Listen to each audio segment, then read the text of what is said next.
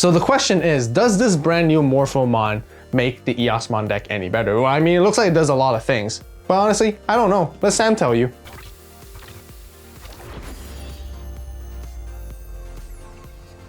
Just like Jeff said, I am the Eosmon expert, so let's start off with the Digi-Eggs. First, we have Coromon and Pinamon. Coromon, I just think is really strong that you can, when attacking, you basically scry the top card. If any of you don't know what that means, you just reveal the top card, and you can decide whether or not you want to put it on the top or the bottom, which works really well with our Tamers in the future and some of our searching. And then Pinamon, just for the extra draw, and you'll see later on in the deck that we are going to be cycling our rookies a lot, so it's just nice to have that 5th egg. And onto our rookies, what better way to start off than with the new Morphomon right here? This new Morphomon actually saves the Eosmon deck for so many reasons. First off, on play, you can actually reveal the top 3 cards of your deck, and you can add 1 Eosmon and 1 Manoa, which is fantastic, having that double hit that you can grab right there. Then you can also take the Morphomon and place it underneath one of your Eosmon to play that Manoa for free, which is actually really, really nice. Playing a 4-cost Tamer for free and a memory setter is just ultra value.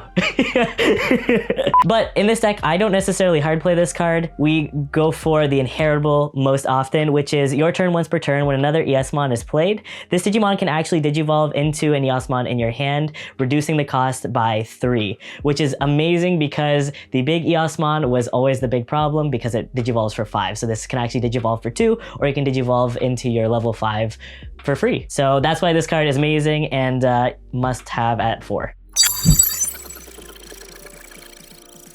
Wave 2 is here. We got 2 new products. You guys love the first series Cyberzone so much, we decided to make some new color variations just for you. We also have a brand new design for the winter season, where we have our second series, Winter Zero. And this time, it comes with different colorways right off the bat. The new drops are now live on the AVAULT store right away for pre-order, so be sure to check it out. Both new drops have single and 2-player versions as well.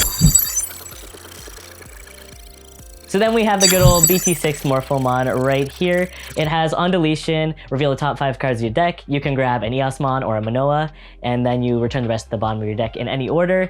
This card is okay. You kind of just want to Digivolve this one more often because in this version of the deck, you're not necessarily chipping away to get that on deletion effect. So Digivolve this one. Next, we have the BT11 Agumon right here. I mainly play this card just for a little bit of extra search. So on play, reveal the top 4 cards of your deck. You can add 1 Tamer among them to your hand, and it's really important that this card doesn't specify what color Tamer. You can add any Tamer, and then you just put the rest at the bottom of your deck. It also gives the inheritable of your turn when you have a Tamer in play.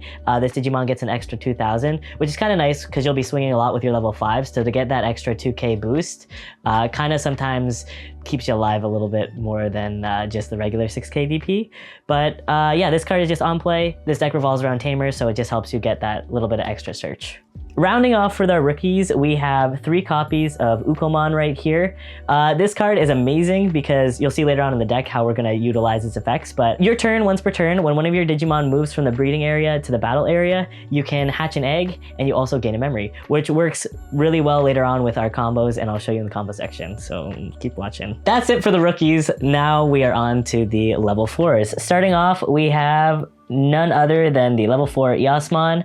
To be honest, I used to hate this card because I was like, what's the point? Because your opponent gets to play a Tamer, but it's actually a really good card with its inheritable, and we'll find it more in the combo section. So on play, this card, you may play 1 white Tamer with a play cost of 4 or less from your hand without paying its memory cost, but the catch is your opponent also gets a chance to play a Tamer, which is kind of mediocre. But this inheritable is amazing. When attacking, you may play 1 white Tamer with a play cost of 4 or less without paying its memory cost. Again, which works really well with the playstyle of this deck and kind of the theme that I was going for, to push a little bit harder for aggression. So that's it for this Eosmon right here. Speaking of Eosmon, I am so happy that BT14 got leaked because it is all about the movies, and guess who has their own movie? Eosmon. So hopefully we'll be seeing some support there. And if you want to see me back here, please comment down below. Tell Jeff how much you love me, and don't forget to subscribe, join the AVAULT Club, and that's it. Next, we have Kabuterimon right here. It's always nice just to have a blocker sometimes, you know, to protect yourself. And for its 1 Digivolution cost, sometimes you just want to turbo up to that level 5, and this lets you do so.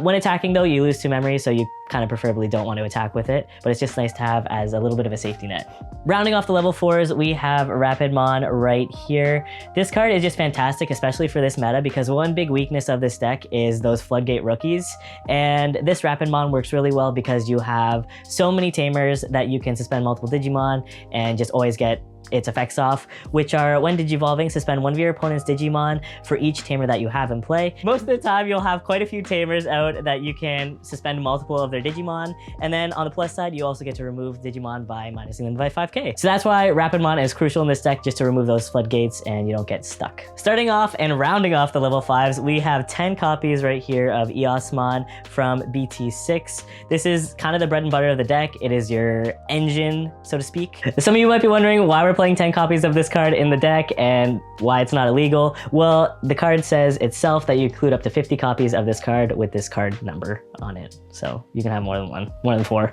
You can have up to 50. So when attacking, this card is amazing because you can play a level 5 or lower Eosmon without paying the cost, which kind of gets your engine running and you can really go wide really fast.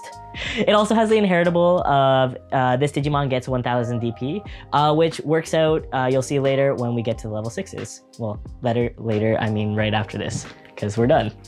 On to our level 6s, we have 4 copies of none other than Eosmon because we are playing an Eosmon deck. So when Digivolving, for each Tamer in play, so that counts your Tamers plus your opponents, you can take one Eosmon from your trash, level 5 or lower, and put it on top of that Digimon's Digivolution sources. If you place 2 or more Eosmon underneath, then you get to delete any Digimon. There's no specification, it's just any Digimon that your opponent has. Your turn, for every 3 Digivolution cards underneath, you get to add a security attack. So basically, the more Tamers you have, the more Tamers your opponent has, the more Eosmon you can put underneath, the more security checks you get. And plus, it works really well with the inheritable of gaining an extra 1000, so you just swing for a huge number for multiple checks to kind of end the game. So rounding off for Digimon, we have 2 copies of the level 7 Quartzmon right here. In my opinion, one of the best level 7s because it is one of the few level 7s that can actually Digivolve on top of a white Digimon. When Digivolving, you suspend all Tamers and all Digimon, and then for every 2 suspended Tamers or Digimon, you gain 1 memory. And this works really well because you play a lot of Tamers yourself, and you usually have a pretty wide board, so you can actually swing and then play out an Eosmon and gain more memory yourself for Digivolving into this card. And then on all turns, you prevent your opponent from unsuspending their Digimon, so it kind of acts as like a safety net for you just to extend your plays and prevent your opponent from really doing anything so you can move forward with your game plan. When attacking, you also get to suspend one of your opponent's Tamers or Digimon, which also works really well with the archetype that we're playing, and you'll see later on you can kind of lock your opponent out. That's not all. For every 5 suspended Digimon or Tamer, you actually get to trash the top of your opponent's security, which is just super strong and really fun. That's it for all of our Digimon. Now let's get into our Tamers. This is an Eosmon deck after all, so of course we play 4 copies of Manoa right here. Not only is Manoa your memory tamer, she is also effectively one of your best searchers, because every time you play on Eosmon, you get to search the top 3 cards of the deck. You can either grab a white tamer or a card with Eosmon. So that's searching so many cards in your deck and really letting you grab whatever you need for whatever situation you're in. And the most important effect that Manoa has, in my opinion, is that on your opponent's turn, if you have an Eosmon in play, they actually are unable to unsuspend their Tamers, which works really great in this kind of format because there are so many Tamers being played.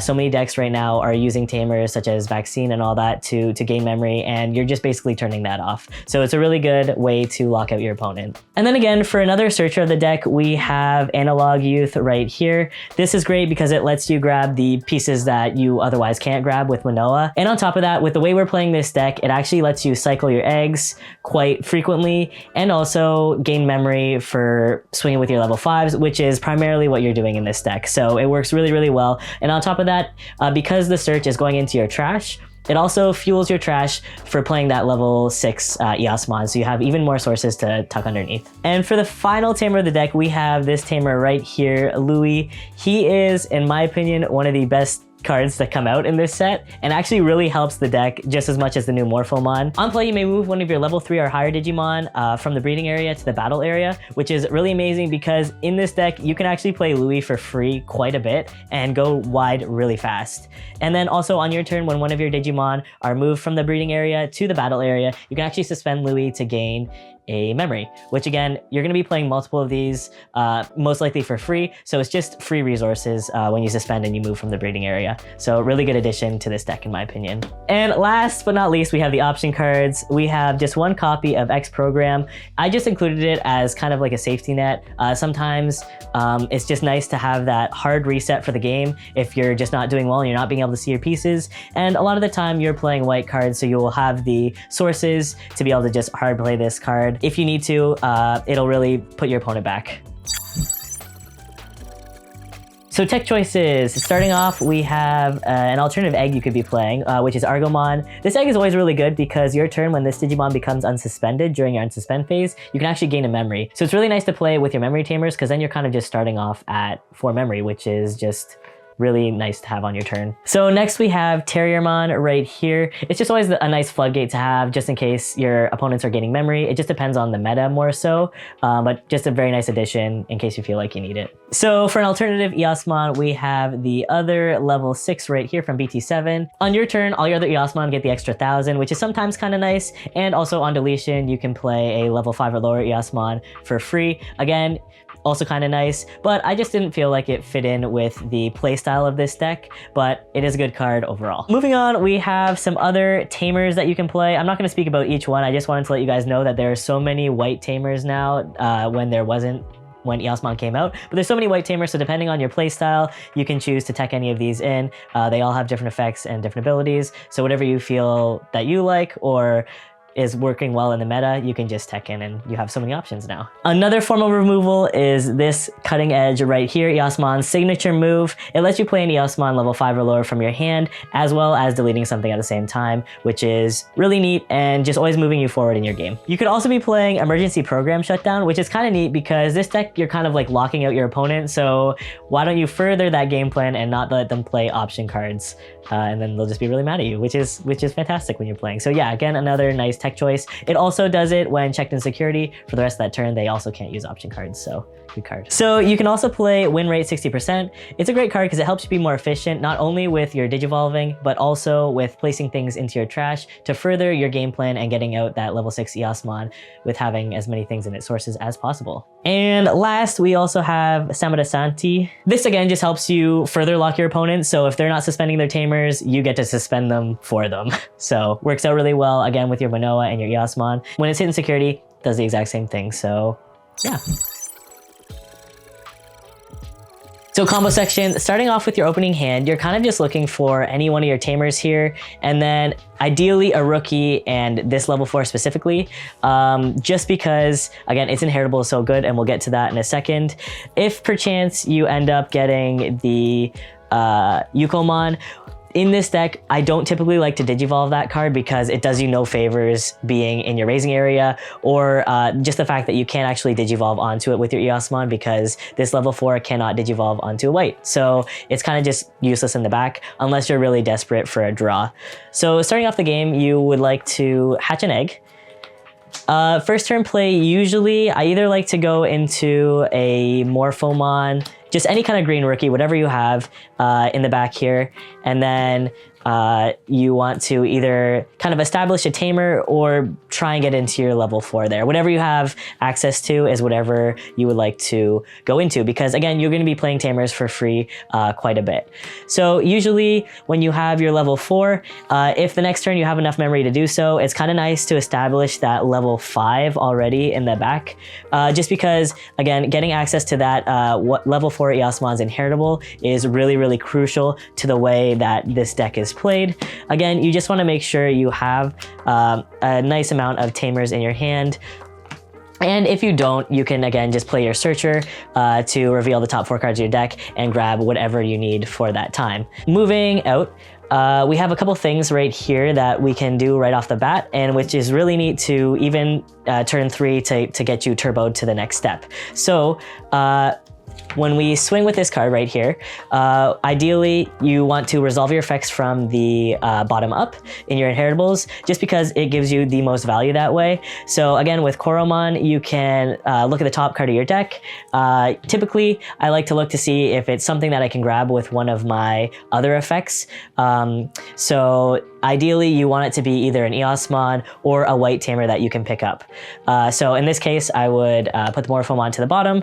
Again, then Morphomon has no inheritable here, but you want to resolve your Eosmon when attacking, because then you can play any of these Digimon to specifically grab what it is that you want off the top. So ideally, you could play a Manoa right here, and then you activate this Eosmon's effect by playing any of the level 5 or lower Eosmon. Ideally, again, you want to play the level 5 Eosmon because you don't really want to give your opponent value with this card. There are some situations that I'll get into in a second that you do play this card to help you turbo more attacks out, but ideally, most likely you just want to be playing this one because you don't want to give your opponent value at the early stages of the game.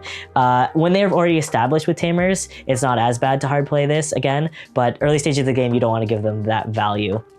So when you swing with the Eosmon and then play your new Eosmon for free, you can actually then suspend your Manoa to grab either a white tamer or an Eosmon. Ideally, sometimes you're kind of looking for, depending on what your hand's like, if you have a handful of other Eosmon, you are going to be looking for this tamer specifically because this tamer is going to push you forward so much in the later game just to set up that cool combo. And with Manoa, again, you can grab a Tamer or an Eosmon. So whatever you need in that situation, you can ideally grab.